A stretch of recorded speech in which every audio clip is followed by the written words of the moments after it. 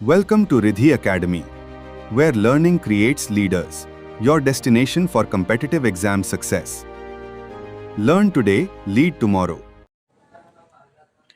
Welcome to our channel Riddhi academy. Friends, आज हम लोग पढ़ने वाले हैं BPSC 102 के बारे में, जो है भारतीय संविधान एवं लोकतंत्र, constitutional government and democracy in India के बारे में।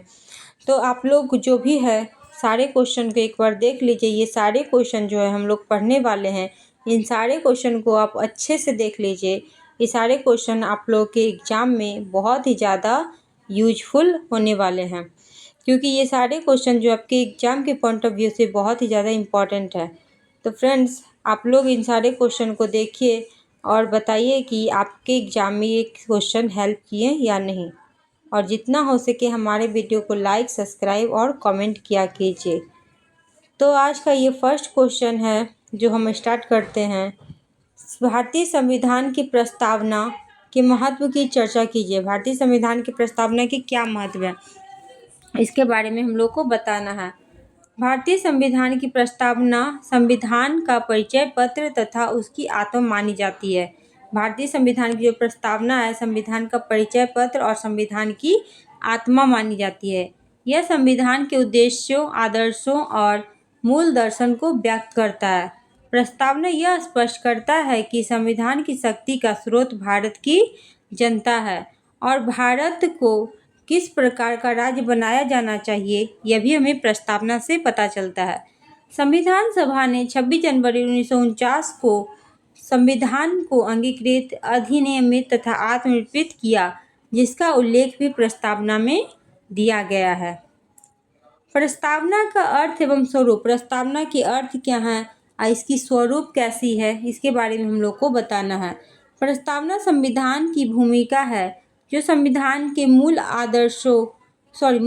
उद्देश्यों, आदर्शों और दर्शन को स्पष्ट करती है। इसे संविधान की कुंजी भी कहा जाता है, क्योंकि इसके माध्यम से संविधान की भावना को समझा जा सकता है। अब प्रस्तावना के प्रमुख आदर्श। प्रस्तावना का प्रमुख आदर्श कौन कौन है? संपूर्ण संप्रभुता संपन्न। भारत किसी बाहरी शक्ति के नियंत्रण में नहीं है। देश अपने आंतरिक और बाह्य मामलों में पूर्णतः स्वतंत्र है।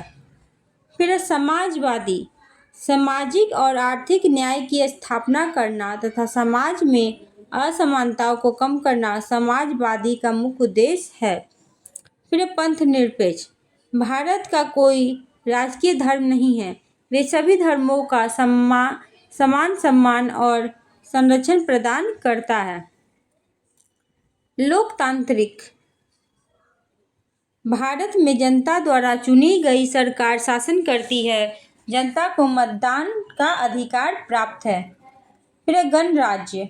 भारत का राष्ट्रपति जनता द्वारा अप्रत्यक्ष रूप से निर्वाचित होता है, न कि वंशानुगत आधार पर।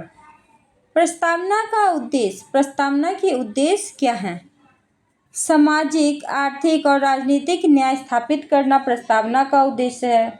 विचार, अभिव्यक्ति, विश्वास, धर्म और उपासना की स्वतंत्रता प्रदान करना भी प्रस्तावना का उद्देश्य है।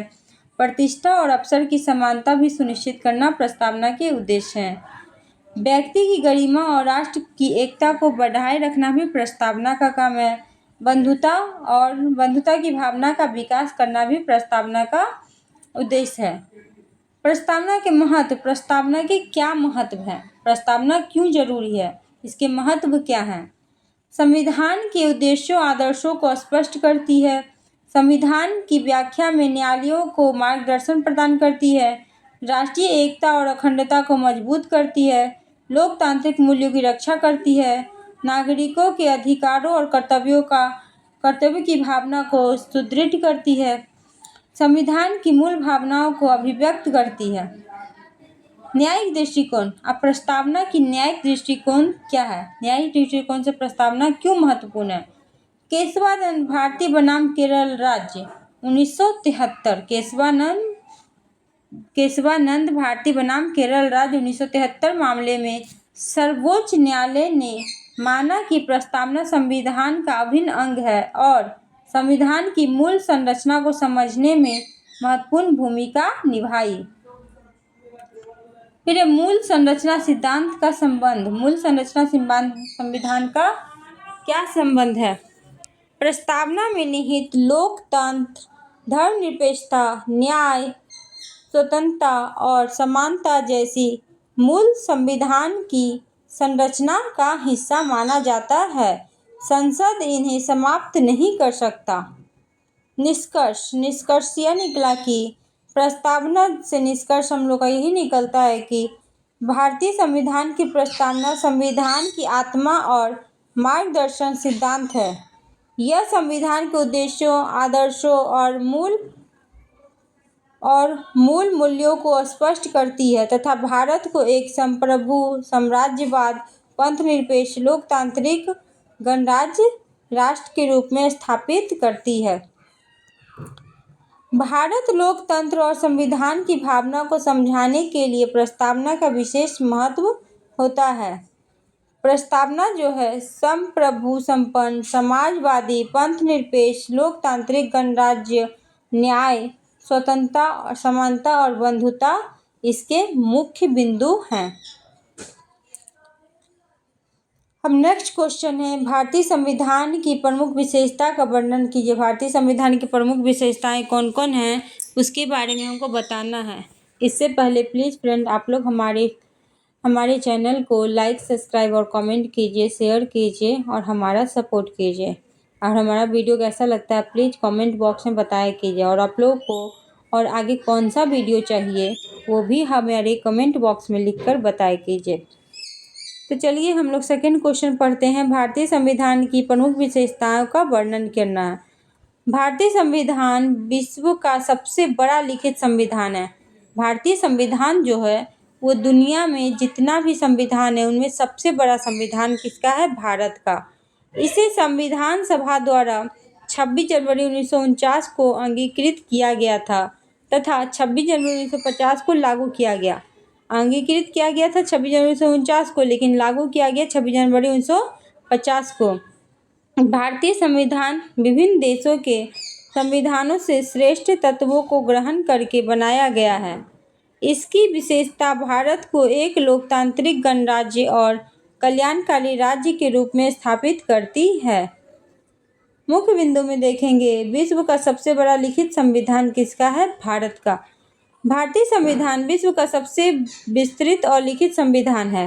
प्रारंभ में 395 अनुच्छेद थे, भाग 22 और 8 अनुसूचियाँ थी। जब संविधान बना था उस समय 395 अनुच्छेद, 22 भाग और 8 अनुसूचियाँ थी। लेकिन फिलहाल अभी जो है वो अनुच्छेदों की संख्या बढ़कर 450 हो गई, लेकिन भाग 22 के 22 ही रह गए और अनुसूची की संख्या बढ़ के 12 हो गई। संपूर्ण प्रभुत्व संपन्न, समाजवादी, पंथनिरपेक्ष, लोकतांत्रिक गणराज्य। संविधान की प्रस्तावना भारत को एक संपूर्ण प्रभुत्व संपन्न, समाजवादी, पंथनिरपेक्ष, लोकतांत्रिक गणराज्य घोषित करती है। इससे भारत की राजनीतिक और सामाजिक व्यवस्था का स्वरूप स्पष्ट होता है। संसदीय शासन प्रणाली। संसदीय शासन प्रणाली के बारे में कहेंगे कि भारत ने ब्रिटिश की संसदीय प्रणाली को अपनाया है, जिसमें वास्तविक कार्यपालिका, प्रधानमंत्री और मंत्रिपरिषद होती है, जबकि राष्ट्रपति संवैधानिक प्रमुख होता है। संघीय व्यवस्था एवं एकात्मक सुझाव। भारतीय संविधान संघीय व्यवस्था प्रदान करती है, जिसमें केंद्र और राज्य के बीच शक्तियों का विभाजन किया गया है, किंतु आपातकालीन परिस्थितियों में यह व्यवस्था एकात्मक रूप धारण कर सकती है। फिर मौलिक अधिकार। संविधान के भाग 3 में नागरिकों को 6 प्रकार की मौलिक अधिकार प्रदान किए गए हैं। भाग 3 में अनुच्छेद 12 से 35 के बीच में ये अधिकार नागरिकों की स्वतंत्रता और गरिमा की रक्षा करती हैं। राज्य के नीति निर्देशक सिद्धांत। भाग 4 में वर्णित नीति निर्देशक सिद्धांत सरकार को कल्याणकारी राज्य की स्थापना करने हेतु मार्गदर्शन प्रदान करती है। मौलिक कर्तव्य। 42वें संविधान संशोधन 1976 में मौलिक कर्तव्य को जोड़ा गया था। संविधान के संशोधन 1976 के द्वारा मौलिक कर्तव्यों को संविधान में जोड़ा गया था। इनका उद्देश्य नागरिकों में राष्ट्र के प्रति उत्तरदायी की भावना विकसित करना है। स्वतंत्र न्यायपालिका। भारतीय न्यायपालिका पूर्णतः स्वतंत्र है। सर्वोच्च न्यायालय संविधान का संरक्षक और नागरिक अधिकारों का रक्षक है। न्यायिक पूर्ण अवलोकन। न्यायपालिका को संविधान विरोधी कानून को असंवैधानिक घोषित करने की शक्ति प्राप्त है। एकल नागरिकता। भारत में केवल एक नागरिकता की व्यवस्था है। सभी भारतीयों को समान राष्ट्रीय नागरिकता प्राप्त है। सार्वभौमिक वयस्क मताधिकार। 18 वर्ष या उससे अधिक की आयु के प्रत्येक नागरिक को बिना किसी भेदभाव के मतदान का अधिकार प्राप्त है 61वां संविधान संशोधन के द्वारा। धर्मनिरपेक्ष राज्य। भारत किसी विशेष धर्म को राज्य धर्म के रूप में स्वीकार नहीं करता। सभी धर्मों को समान सम्मान प्राप्त है। आपातकालीन प्रावधान। संविधान में राष्ट्रीय आपातकाल, राज्य आपातकाल और वित्तीय आपातकाल की व्यवस्था की गई है। राष्ट्रीय आपातकाल 3 साल की गई है, जिससे संकट के समय राष्ट्रीय एकता बनाए रखी जा सके। स्वतंत्र निर्वाचन आयोग। स्वतंत्र एवं निष्पक्ष चुनाव कराने के लिए निर्वाचन आयोग की स्थापना की गई है। कल्याणकारी राज्य की अवधारणा। भारतीय संविधान सामाजिक, आर्थिक और राजनीतिक न्याय स्थापित कर एक कल्याणकारी राज्य के निर्माण का लक्ष्य रखता है। महत्व। भारत में लोकतंत्र को मजबूत बनाती है, नागरिकों के अधिकारों की रक्षा करती है, राष्ट्रीय एकता और अखंडता को सुदृढ़ करती है, सामाजिक न्याय और समानता को बढ़ावा देती है, लोकतांत्रिक शासन को स्थायित्व प्रदान करती है। निष्कर्ष निकला कि भारतीय संविधान की विशेषताएं इसे विश्व के सर्वश्रेष्ठ संविधानों में स्थान दिलाती है। यह लोकतंत्र, न्याय, स्वतंत्रता, समानता और बंधुता के आदर्शों पर आधारित एक सशक्त संवैधानिक व्यवस्था प्रदान करती है। मुख्य बिंदु में देखेंगे, भारत का संविधान लिखित है, संसदीय प्रणाली, संघीय व्यवस्था, मौलिक अधिकार, न्यायपालिका, धर्मनिरपेक्षता और लोकतंत्र है। फिर नेक्स्ट क्वेश्चन है, भारतीय संविधान के दार्शनिक आधारों की व्याख्या कीजिए। भारतीय संविधान के दार्शनिक आधारों की व्याख्या कीजिए। भारतीय संविधान केवल एक कानूनी दस्तावेज नहीं, बल्कि यह भारतीय समाज की आकांक्षाओं, मूल्यों और आदर्शों का प्रतिबिंब है। संविधान के दार्शनिक आधार उन सिद्धांतों पर विचारों को व्यक्त करते हैं जिन पर भारतीय राज्य की संपूर्ण व्यवस्था आधारित है। ये आधार स्वतंत्रता, समानता, न्याय, लोकतंत्र, धर्मनिरपेक्षता जैसे मूल्यों से प्रेरित होता है। पहला देखेंगे लोकतंत्र यानी डेमोक्रेसी के बारे में कि लोकतंत्र है क्या। भारतीय संविधान लोकतंत्र के सिद्धांत पर कार्य पर आधारित होता है। लोकतंत्र का अर्थ है शासन की अंतिम शक्ति जनता में निहित होती है। जनता अपने प्रतिनिधियों का चुनाव करती है। सरकार जनता के प्रति उत्तरदायी होती है। नियमित और स्वतंत्र चुनाव कराए जाते हैं। फिर देखेंगे न्याय, जस्टिस। संविधान सामाजिक, आर्थिक और राजनीतिक न्याय की स्थापना का लक्ष्य रखता है। सामाजिक न्याय में देखेंगे जाति, धर्म, लिंग आदि के आधार पर भेदभाव समाप्त करना। आर्थिक न्याय में देखेंगे आर्थिक असमानताओं को कम करना। राजनीतिक न्याय में देखेंगे सभी नागरिकों को समान राजनीतिक अधिकार प्रदान करना। स्वतंत्रता, लिबर्टी।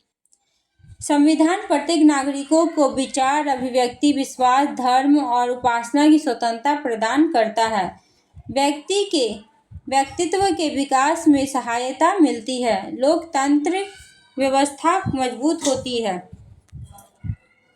फिर है समानता, इक्वेलिटी। संविधान सभी नागरिकों को कानून के समक्ष समानता प्रदान करती है। अवसरों की समानता सुनिश्चित करती है। अस्पृश्यता यानी छुआछूत और भेदभाव का विरोध करती है।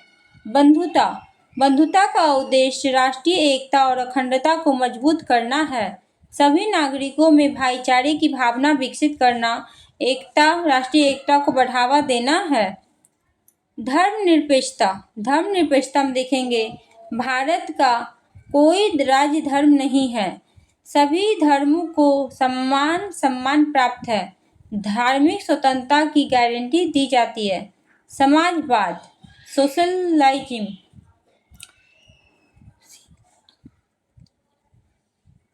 संविधान सामाजिक और आर्थिक समानता स्थापित करने का प्रयास करती है, गरीबी और शोषण को समाप्त करने पर बल देती है, कल्याणकारी राज्य की स्थापना का समर्थन करती है।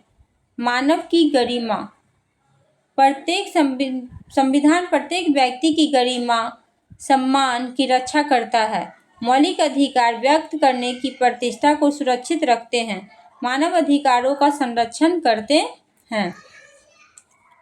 फिर देखेंगे कल्याणकारी राज्य, वेलफेयर स्टेट। राज्य का उद्देश्य केवल कानून और व्यवस्था बनाए रखना नहीं, बल्कि जनता के कल्याण को सुनिश्चित करना भी है। शिक्षा, स्वास्थ्य और रोजगार को बढ़ावा देना है, सामाजिक सुरक्षा उपलब्ध कराना है। राष्ट्रीय एकता और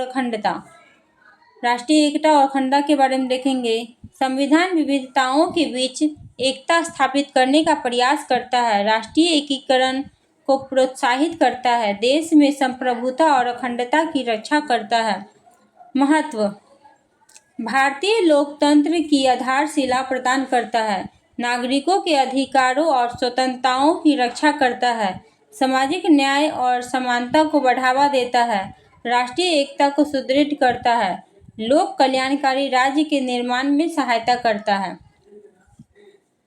निष्कर्षतः भारतीय संविधान के दार्शनिक आधार लोकतंत्र, न्याय, स्वतंत्रता, समानता, बंधुता, धर्मनिरपेक्षता और समाजवाद जैसी आदर्शों पर आधारित है। ये सिद्धांत भारतीय राज्य की दिशा निर्धारित करते हैं तथा एक न्यायपूर्ण, समानता मूलक और लोकतांत्रिक समाज के निर्माण में महत्वपूर्ण भूमिका निभाते हैं। इनमें मुख्य शब्द हैं लोकतंत्र, न्याय, स्वतंत्रता, समानता, बंधुता, धर्मनिरपेक्षता, समाजवादी और कल्याणकारी राज्य। भारतीय संविधान के मूल दार्शनिक सिद्धांतों का वर्णन कीजिए। भारतीय संविधान के मूल दार्शनिक सिद्धांत संविधान की आत्मा माने जाते हैं। ये सिद्धांत भारतीय स्वतंत्रता आंदोलन के आदर्शों, लोकतांत्रिक मूल्यों तथा सामाजिक न्याय की अवधारणाओं पर आधारित है। संविधान की प्रस्तावना इन सिद्धांतों को स्पष्ट रूप से व्यक्त करती है। जैसे मुख्य बिंदु में देखेंगे, जनसत्ता। भारतीय संविधान की शक्ति का स्रोत जनता है। हम भारत के लोग शब्द जनसत्ता के सिद्धांत को व्यक्त करते हैं। जनता ही शासन का वास्तविक शक्ति है। लोकतंत्र। भारत में प्रातिनिधिक लोकतंत्र की व्यवस्था है। जनता अपने प्रतिनिधियों का चुनाव करती है। सरकार जनता के प्रति उत्तरदायी होते हैं। फिर देखेंगे न्याय। सामाजिक, आर्थिक, राजनीतिक न्याय संविधान का प्रमुख उद्देश्य है। समाज में समान अवसर उपलब्ध कराना, कमजोर वर्गों का संरक्षण करना भी न्याय के अंतर्गत आता है। स्वतंत्रता। नागरिकों को विचार, अभिव्यक्ति, विश्वास, धर्म की स्वतंत्रता प्रदान की गई है। व्यक्ति के सर्वांगीण विकास में सहायता मिलती है। समानता यानी इक्वलिटी। कानून के समझ सभी नागरिक समान है। जाति, धर्म, लिंग और जन्म स्थान के आधार पर भेदभाव करना निषेध है। बंधुता में हो गया, बंधुता राष्ट्रीय एकता और अखंडता को मजबूत करती है, नागरिकों के बीच भाईचारे की भावना विकसित करती है। धर्मनिरपेक्षता। सभी धर्मों को समान सम्मान प्राप्त है। राज्य किसी विशेष धर्म का समर्थन नहीं करता। समाजवाद। आर्थिक और सामाजिक समानता को बढ़ावा देना, गरीबी और शोषण को समाप्त करना समाजवाद का काम है। कल्याणकारी राज्य। राज्य जनता के सामाजिक और आर्थिक कल्याण के लिए कार्य करता है। नीति निर्देशक सिद्धांत इसी उद्देश्य पर कार्य करते हैं। महत्व: संविधान की मूल भावना को व्यक्त करते हैं, लोकतांत्रिक शासन व्यवस्था को मजबूत बनाते हैं, सामाजिक न्याय और समानता को बढ़ावा देते हैं, एकता और अखंडता की रक्षा करते हैं। ये सब भारतीय संविधान का काम है। जितने ये सब काम है, ये सब भारतीय संविधान का काम है कि संविधान की मूल भावना को व्यक्त करना, लोकतांत्रिक शासन व्यवस्था को मजबूत करना, सामाजिक न्याय और समानता को बढ़ावा देना, राष्ट्रीय एकता और अखंडता की रक्षा करना सभी भारतीय संविधान के मूल कार्य हैं। निष्कर्ष में देखेंगे, भारतीय संविधान के मूल दार्शनिक सिद्धांत भारतीय लोकतंत्र राज्य व्यवस्था की आधारशिला है। ये सिद्धांत भारत को एक न्यायपूर्ण, लोकतांत्रिक और कल्याणकारी राष्ट्र बनाने में महत्वपूर्ण भूमिका निभाते हैं। फिर क्वेश्चन नंबर 5 देखेंगे, राज्य के नीति निर्देशक सिद्धांत DPSP की विशेषताओं पर विश्लेषण कीजिए। राज्य के नीति निर्देशक सिद्धांत पे विश्लेषण करना है, बताना है कि वे क्या है। राज्य के नीति निर्देशक सिद्धांत directive principle of state policy भारतीय संविधान के भाग 4 में अनुच्छेद 35 से 51 में वर्णित है। इनका उद्देश्य भारत में एक कल्याणकारी राज्य की स्थापना करना है। ये सिद्धांत सरकार को सामाजिक, आर्थिक और राजनीतिक न्याय स्थापित करने के लिए मार्गदर्शन प्रदान करती है। मुख्य बिंदु में देखेंगे, कल्याणकारी राज्य की स्थापना का आधार क्या है। नीति निर्देशक सिद्धांत का मुख्य उद्देश्य भारत में एक कल्याणकारी राज्य बनाना है। राज्य को जनता के सामाजिक और आर्थिक विकास के लिए कार्य करने की प्रेरणा देते हैं, गरीबी, बेरोजगारी और असमानता को कम करने का प्रयास करते हैं। न्यायालय द्वारा परिवर्तनीय नहीं है। DPSP जो है, राज्य के नीति निर्देशक सिद्धांत जो है, वो न्यायालय के द्वारा परिवर्तनीय नहीं है। इन सिद्धांतों को न्यायालय में लागू नहीं कराया जा सकता। यदि सरकार इनका पालन नहीं करती है तो नागरिक न्यायालय में मुकदमा नहीं कर सकते।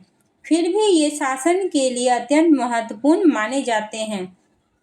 फिर शासन के लिए मार्गदर्शक सिद्धांत DPSP जो है, राज्य के नीति निर्देशक सिद्धांत जो है, वो शासन के लिए मार्गदर्शक सिद्धांत है।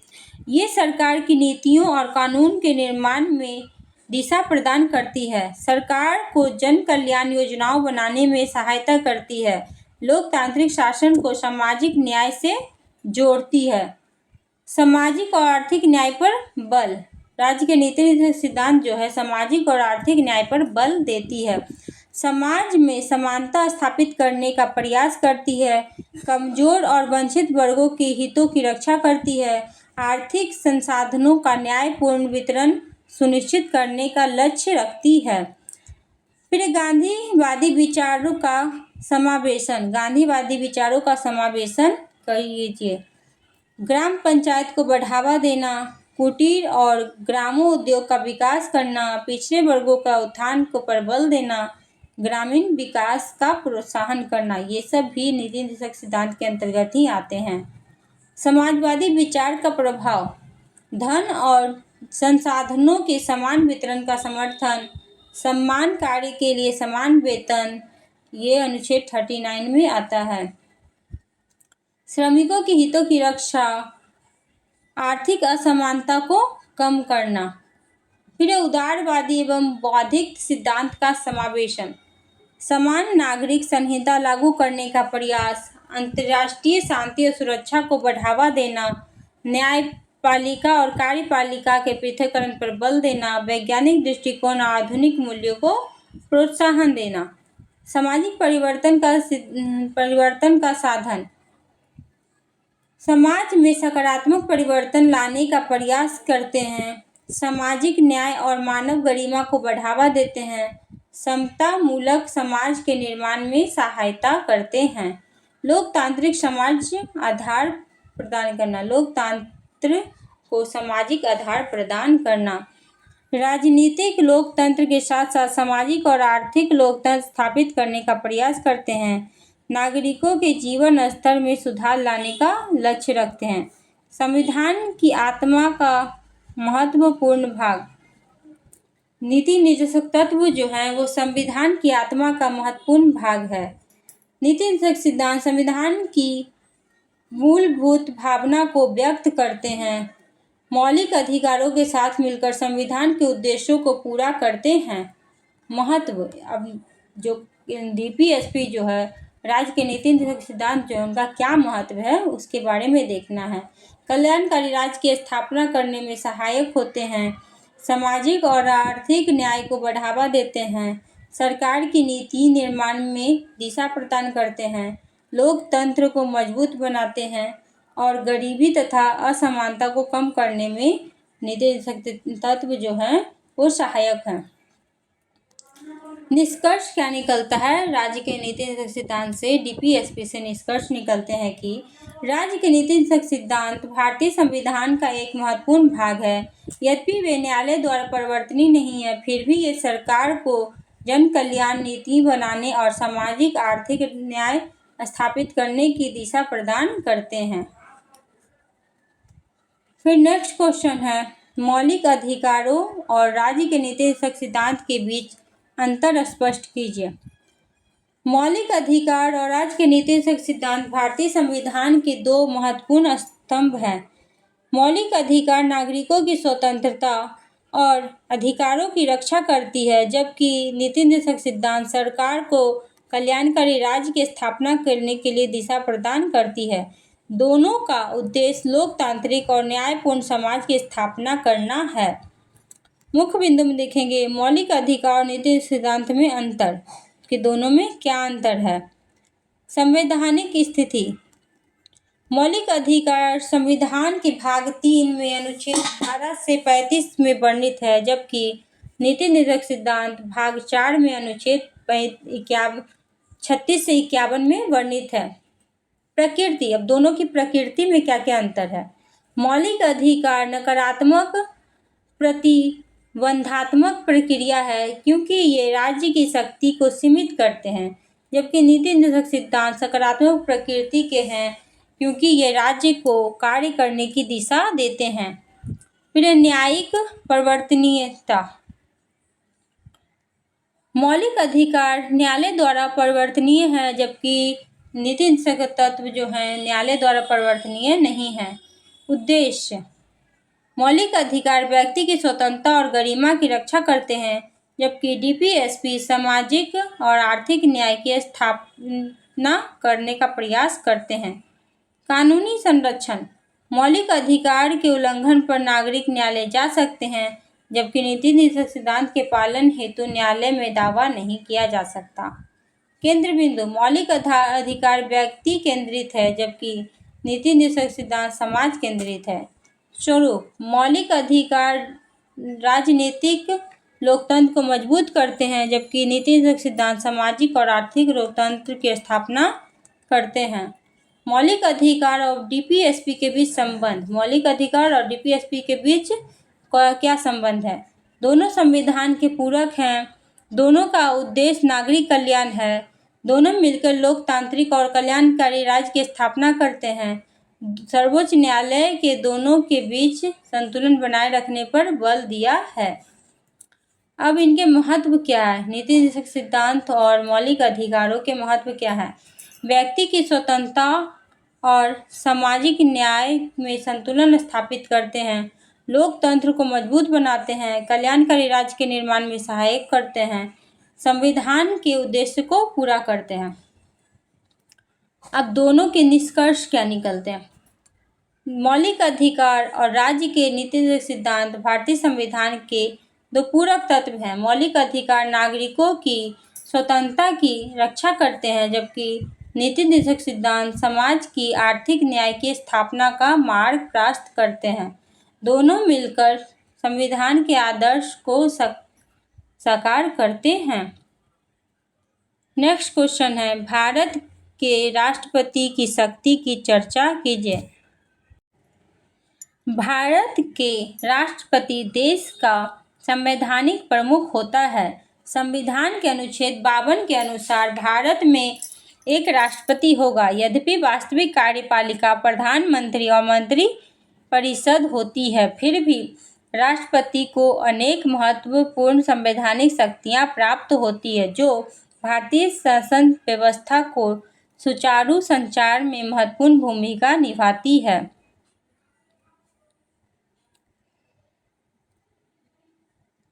भारत के राष्ट्रपति की शक्तियों की चर्चा कीजिए। भारत के राष्ट्रपति के पास क्या क्या शक्ति है उसके बारे में चर्चा करना है। भारत का राष्ट्रपति देश का संवैधानिक प्रमुख होता है। संविधान के फ्रेंड, ये क्वेश्चन रिपीट हो गया है, फिर से पढ़ लेते हैं। भारत का राष्ट्रपति देश का संवैधानिक प्रमुख होता है। संविधान के अनुच्छेद 52 के अनुसार भारत में एक राष्ट्रपति होगा। राष्ट्रपति भारतीय संघ की कार्यपालिका शक्ति का औपचारिक स्रोत है। यद्यपि वास्तविक कार्यपालिका प्रधानमंत्री और मंत्रिपरिषद की होती है, फिर भी राष्ट्रपति को अनेक महत्वपूर्ण संवैधानिक शक्तियां प्राप्त है, जो शासन व्यवस्था के संचालन में महत्वपूर्ण भूमिका निभाते हैं। मुख्य बिंदु देखेंगे। कार्यपालिका शक्ति। राष्ट्रपति भारत संघ का प्रमुख कार्यपालिका अधिकारी होता है। प्रधानमंत्री की नियुक्ति भी राष्ट्रपति ही करते हैं। प्रधानमंत्री की सलाह पर मंत्रियों की नियुक्ति भी राष्ट्रपति करते हैं। राज्यपाल की नियुक्ति करते हैं, जबकि महान्यवादी की नियुक्ति कभी राष्ट्रपति करते हैं। मुख्य निर्वाचन आयुक्त और अन्य निर्वाचन आयुक्त की नियुक्ति भी राष्ट्रपति के द्वारा की जाती है। फिर संघ लोक सेवा आयोग यूपीएससी के अध्यक्ष एवं सदस्यों की नियुक्ति भी राष्ट्रपति के द्वारा की जाती है। भारत के नियंत्रक महालेख परीक्षक सीजीए की नियुक्ति भी राष्ट्रपति करते हैं। सर्वोच्च न्यायालय और उच्च न्यायालय के न्यायाधीशों की नियुक्ति भी राष्ट्रपति करते हैं। अब राष्ट्रपति के विधायी शक्तियां क्या क्या हैं। राष्ट्रपति संसद का अभिन्न अंग है। संसद के दोनों सदनों को बुलाता है और स्थगित करता है। ये है अनुच्छेद 108 में। लोकसभा को भंग कर सकता है। संसद के प्रथम सत्र और प्रत्येक वर्ष के प्रथम सत्र को संबोधित कर सकता है। संसद द्वारा पारित विधेयकों को पर स्वीकृति दे सकता है। कुछ विधेयक राष्ट्रपति की पूर्व स्वीकृति के बिना संसद में प्रस्तुत नहीं किए जा सकते। जब संसद का सत्र नहीं चल रहा है तो अध्यादेश जारी कर सकते हैं। वित्तीय शक्ति में देखेंगे। राष्ट्रपति की कुछ वित्तीय शक्ति भी है। राष्ट्रपति की अनुमति के बिना धन विधेयक संसद में प्रस्तुत नहीं किया जा सकता। वार्षिक बजट राष्ट्रपति की अनुशंसा पर संसद में प्रस्तुत किया जाता है। भारत की आकस्मिक निधि पर राष्ट्रपति का नियंत्रण होता है। वित्त आयोग की नियुक्ति राष्ट्रपति करते हैं।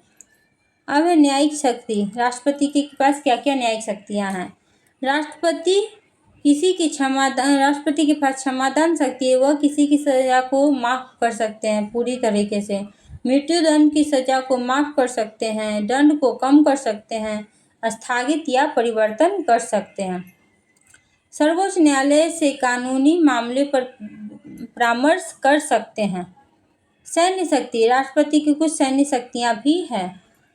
राष्ट्रपति भारत के तीनों सेनाओं का सर्वोच्च सेनापति होता है। थल सेना, जल सेना और वायु सेना के प्रमुख की नियुक्ति करते हैं। युद्ध और शांति की घोषणा राष्ट्रपति के नाम से की जाती है। कूटनीतिक शक्ति। राष्ट्रपति भारत का प्रतिनिधित्व अंतर्राष्ट्रीय स्तर पर कर सकता है। विदेशों में भारतीय राजदूत की नियुक्ति करता है। विदेशी राजदूत के प्रत्यक्ष पत्र स्वीकार करता है। अंतर्राष्ट्रीय संधियां राष्ट्रपति के नाम से संपन्न की जाती है। आपातकालीन शक्ति। राष्ट्रपति के पास कुछ आपातकालीन शक्ति है। राष्ट्रीय आपातकाल अनुच्छेद 352। युद्ध, बाहरी आक्रमण या सशस्त्र विद्रोह की स्थिति में घोषणा किया जा सकता है। राज्य आपातकाल अनुच्छेद 356। यदि किसी राज्य में संवैधानिक अवस्था विफल हो तो राज्य आपातकाल घोषित किया जा सकता है। वित्तीय आपातकाल अनुच्छेद 360। देश की वित्तीय स्थिरता संकट में होने पर यह घोषित किया जा सकता है। राष्ट्रपति की विवेकाधीन शक्तियां। स्पष्ट बहुमत न होने पर प्रधानमंत्री की नियुक्ति करते हैं। मंत्रिपरिषद की सलाह पर पुनः विचार के लिए कहना, कुछ विशेष परिस्थितियों में निर्णय लेना। महत्व। संविधान का संरक्षक बन जाते हैं। शासन व्यवस्था में स्थिरता बनाए रखते हैं। केंद्र और राज्य के बीच संयुक्त संतुलन स्थापित करते हैं। आपातकालीन परिस्थितियों में राष्ट्रीय एकता की रक्षा करते हैं, लोकतांत्रिक व्यवस्था को सुचारू रूप से चलाने में सहायता करते हैं। निष्कर्ष, राष्ट्रपति की शक्तियों का निष्कर्ष क्या है देखेंगे।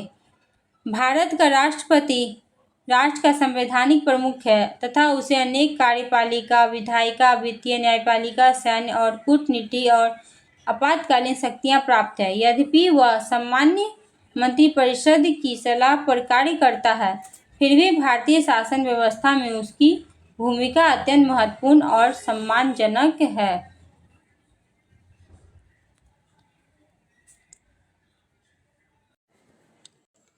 क्या भारतीय राष्ट्रपति केवल एक रबर स्टाम्प है? उन संवैधानिक प्रावधानों की व्याख्या कीजिए जिनमें राष्ट्रपति अपने विवेक का प्रयोग कर सकती है या कर सकते हैं।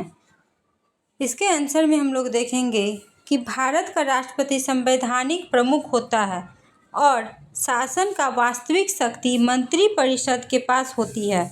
इस कारण कई बार यह प्रश्न उठता है कि क्या राष्ट्रपति केवल एक रबर स्टाम्प है? यद्यपि सामान्य परिस्थितियों में राष्ट्रपति मंत्रिपरिषद की सलाह के अनुसार कार्य करता है, फिर भी संविधान की कुछ ऐसी व्यवस्थाएं दी गई हैं जिनमें राष्ट्रपति अपने विवेक का प्रयोग कर सकते हैं। मुख्य बिंदु में देखेंगे राष्ट्रपति की सामान्य स्थिति। अनुच्छेद 74 के अनुसार राष्ट्रपति मंत्रिपरिषद की सलाह के अनुसार कार्य करता है। राष्ट्रपति जो है अनुच्छेद 74 के अनुसार मंत्रिपरिषद की सलाह पर कार्य करते हैं। वह औपचारिक प्रमुख होता है, वास्तविक कार्यपालिका नहीं। राष्ट्रपति जो है औपचारिक प्रमुख होते हैं लेकिन वास्तविक कार्यपालिका नहीं होते हैं, फिर भी वह पूरी तरह निष्क्रिय नहीं होती। क्या राष्ट्रपति केवल रबर स्टाम्प है? क्या राष्ट्रपति केवल रबर स्टाम्प है? ये आपको बताना है। राष्ट्रपति को केवल रबर स्टाम्प कहना पूरी तरह सही नहीं है। कुछ परिस्थितियों में उसे स्वतंत्र निर्णय लेने का अधिकार होता है। वह संविधान का संरक्षक भी होता है। फिर अगर राष्ट्रपति के विवेकाधीन क्षेत्र, राष्ट्रपति के विवेक के अधीन कौन कौन से क्षेत्र आते हैं उनको हम लोग को देखना है।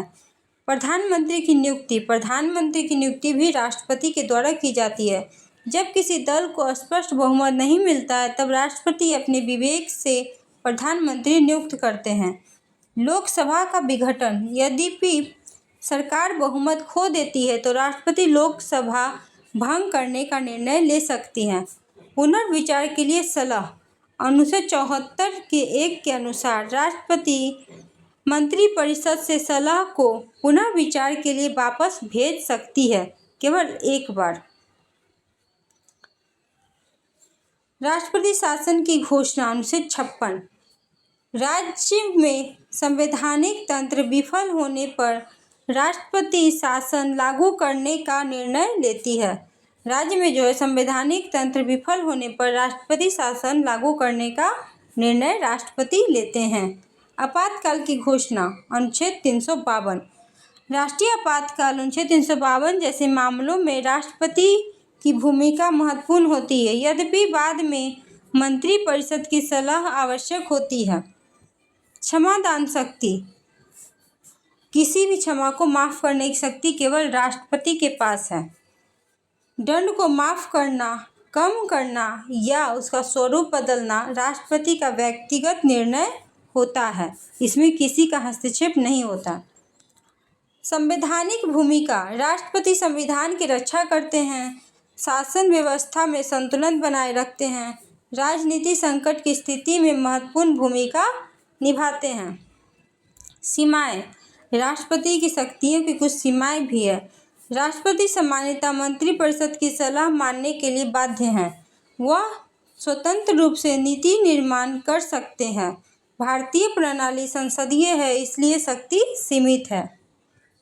निष्कर्ष में देखेंगे कि भारतीय राष्ट्रपति को केवल एक रबर स्टाम्प कहना सही नहीं है। यद्यपि वह सामान्यतः मंत्रिपरिषद की सलाह पर कार्य करता है, फिर भी संविधान ने उसे बहुत महत्वपूर्ण विवेकाधीन शक्तियां दी है, जो संकट की स्थिति में उसकी भूमिका को अत्यंत महत्वपूर्ण बनाती है।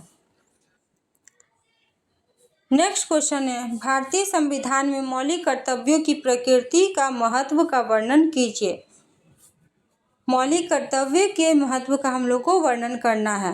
मौलिक कर्तव्य भारतीय संविधान के भाग 4 के 1 अनुच्छेद 51 के ए में वर्णित है। इन्हें 42वें संविधान संशोधन 1974 के द्वारा स्वर्ण सिंह समिति की सिफारिश पर जोड़ा गया था। इनका उद्देश्य नागरिकों में राष्ट्र के प्रति जिम्मेदारी और कर्तव्य भावना विकसित करना है। मुख्य बिंदु में हो जाएगा मौलिक कर्तव्य की प्रकृति। मौलिक कर्तव्य कानूनी रूप से परिवर्तनीय नहीं है। ये नैतिक और नागरिक कर्तव्यों दायित्वों को दर्शाते हैं। इनका उद्देश्य नागरिकों को जिम्मेदार बनाना है। मौलिक कर्तव्य की सूची: संविधान का पालन करना और राष्ट्रीय प्रतीकों को सम्मान करना, स्वतंत्रता संग्राम के आदर्शों का पालन करना, भारत की संप्रभुता, एकता, अखंडता की रक्षा करना, देश की रक्षा करना हेतु तैयार रहना, राष्ट्रीय संस्कृति धरोहर का संरक्षण करना, पर्यावरण की रक्षा करना, वैज्ञानिक दृष्टिकोण अपनाना, सार्वजनिक संपत्ति की रक्षा करना। मौलिक कर्तव्य के क्या क्या महत्व हैं? मौलिक कर्तव्य नागरिकों में अनुशासन और जिम्मेदारी की भावना विकसित करते हैं, राष्ट्रीय एकता और अखंडता को मजबूत करते हैं, संविधान के प्रति सम्मान को बढ़ाते हैं, पर्यावरण संरक्षण में मौलिक कर्तव्य मदद करते हैं, लोकतंत्र को मजबूत बनाते हैं। मौलिक कर्तव्य की कुछ सीमाएं भी हैं। कानूनी रूप से लागू नहीं किए जा सकते। मौलिक कर्तव्य जो है कानूनी रूप से लागू नहीं किए जा सकते। इनके उल्लंघन पर दंड का स्पष्ट प्रावधान सीमित है। जागरूकता की कमी के कारण प्रभाव कम होता है। निष्कर्षतः यह निकला कि मौलिक कर्तव्य नागरिकों के नैतिक दायित्वों को संविधान के आदर्श के व्यवहार में लाने में मदद करते हैं। ये राष्ट्र निर्माण में महत्वपूर्ण भूमिका निभाते हैं।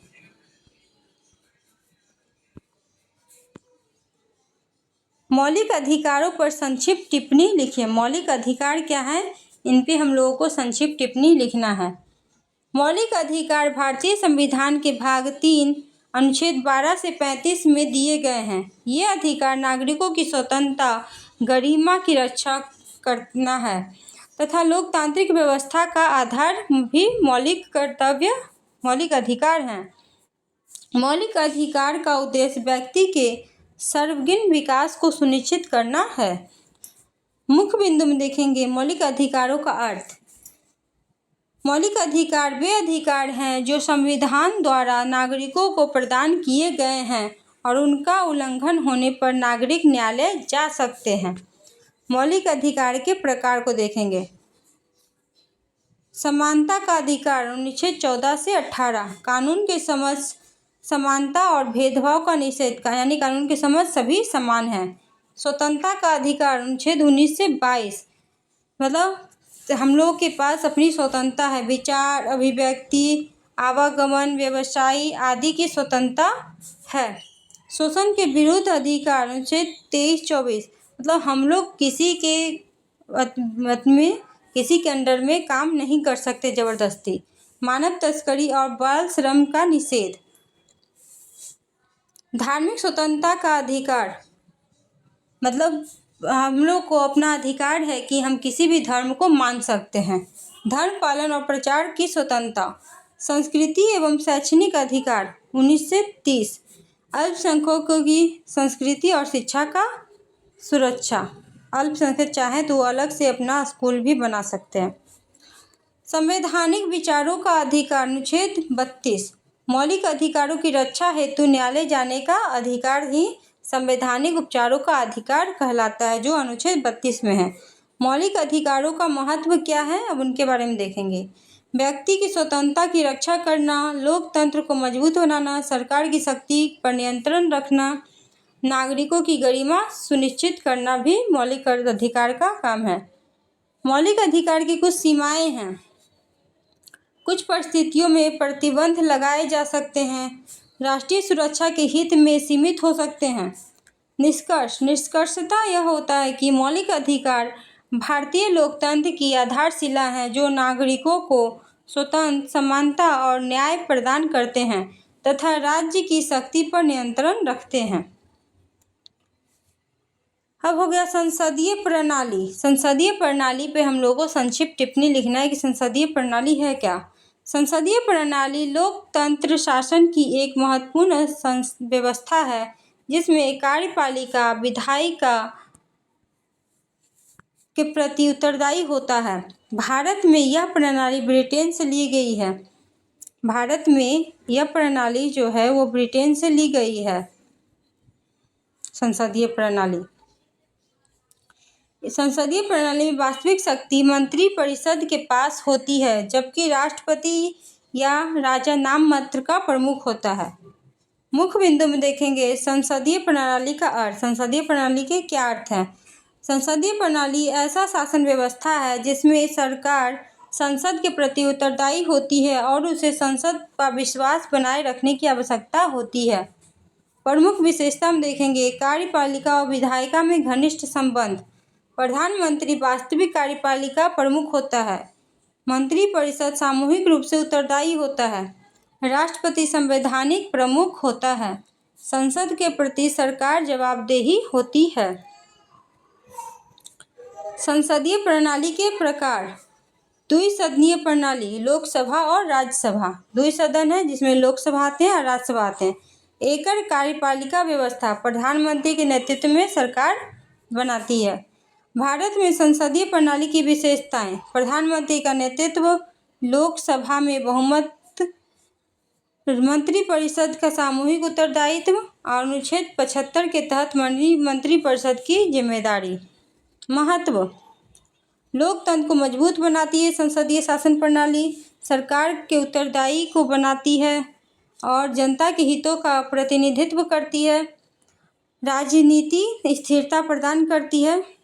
निष्कर्ष यह निकला कि संसदीय शासन प्रणाली भारत की लोकतांत्रिक व्यवस्था का आधार है जो सरकार की जवाबदेही और जनता के प्रति उत्तरदायी सुनिश्चित करती है। क्वेश्चन नंबर 12 में देखेंगे संविधान की मूल संरचना पर टिप्पणी लिखिए। मूल संरचना सिद्धांत भारतीय संविधान की एक महत्वपूर्ण न्यायिक अवधारणा है। यह सिद्धांत सर्वोच्च न्यायालय द्वारा विकसित किया गया है जिसके अनुसार संसद संविधान में संशोधन कर सकती है लेकिन उसकी मूल संरचना को नष्ट नहीं कर सकती। मुख्य बिंदु में देखेंगे मूल संरचना का अर्थ। संविधान के वो मूल तत्व जो उनकी पहचान आत्मा को बनाए रखते हैं मूल संरचना कहलाते हैं। प्रमुख मामला। इस मामले में सर्वोच्च न्यायालय ने यह सिद्धांत प्रतिपादित किया था कि संसद संविधान संशोधन कर सकती है लेकिन मूल संरचना में परिवर्तन नहीं कर सकती। मूल संरचना के तत्व। संविधान की सर्वोच्चता, कानून का शासन, न्यायपालिका की स्वतंत्रता, संघीय ढांचा, धर्मनिरपेक्षता, लोकतांत्रिक व्यवस्था, मौलिक अधिकारों का मूल स्वरूप। महत्व में देखेंगे संविधान की स्थिरता बनाए रखती है, तानाशाही प्रवृत्ति को रोकती है, नागरिकों के अधिकारों की रक्षा करती है, लोकतंत्र को सुनिश्चित करती है। अब इसकी कुछ आलोचनाएं भी हैं। यह न्यायपालिका को अत्यधिक शक्ति देता है। संविधान संशोधन की संसद की शक्ति सीमित करता है। निष्कर्ष। मूल संरचना सिद्धांत भारतीय संविधान की रक्षा कवच के रूप में कार्य करता है और यह सुनिश्चित करता है कि संविधान की मूल आत्मा को ना बदला जा सके। नेक्स्ट क्वेश्चन है मौलिक अधिकार पर संक्षिप्त टिप्पणी लिखिए। मौलिक अधिकार क्या है, इन पे हम लोग को संक्षिप्त टिप्पणी लिखना है। मौलिक अधिकार भारतीय संविधान के भाग 3 अनुच्छेद 12 से 35 में वर्णित है। ये अधिकार नागरिकों की स्वतंत्रता, समानता और गरिमा की रक्षा करते हैं। लोकतांत्रिक व्यवस्था का आधारशिला है। इनका उद्देश्य व्यक्तियों के सर्वांगीण विकास को सुनिश्चित करना है। मुख्य बिंदु में देखेंगे मौलिक अधिकारों का अर्थ। वे अधिकार जो संविधान द्वारा नागरिकों को प्रदान किए जाते हैं और जिनका उल्लंघन होने पर नागरिक न्यायालय जा सकता है। मौलिक अधिकार के प्रकार। समानता का अधिकार 14 से 18, कानून के समझ सब समान है, भेदभाव नहीं किया जा सकता। स्वतंत्रता का अधिकार 19 से 22, विचार, अभिव्यक्ति, आवागमन, व्यवसाय आदि की स्वतंत्रता। शोषण के विरुद्ध अधिकार अनुच्छेद 23 से 24, मानव तस्करी तथा बलात्कार का निषेध। धार्मिक स्वतंत्रता का अधिकार 25 से 28, धर्म पालन और प्रचार की स्वतंत्रता। संस्कृति एवं शैक्षणिक अधिकार 29-30, अल्पसंख्यकों की संस्कृति और शिक्षा की सुरक्षा। संवैधानिक उपचार का अधिकार अनुच्छेद 32, मौलिक अधिकारों की रक्षा करने के लिए न्यायालय का अधिकार है, न्यायालय जाने का अधिकार है।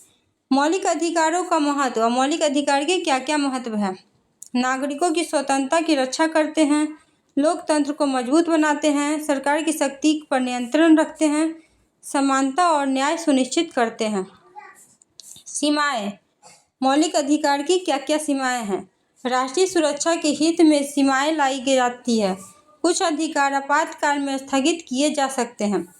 निष्कर्ष। मौलिक अधिकार भारतीय लोकतंत्र की आत्मा है, जो नागरिकों को स्वतंत्रता, समानता और न्याय प्रदान करते हैं तथा राज्य की शक्ति पर नियंत्रण रखते हैं। भारतीय संसद के कार्यों का वर्णन कीजिए। भारतीय संसद के कार्य का वर्णन कीजिए। भारतीय संसद देश की सर्वोच्च विधायी संस्था है।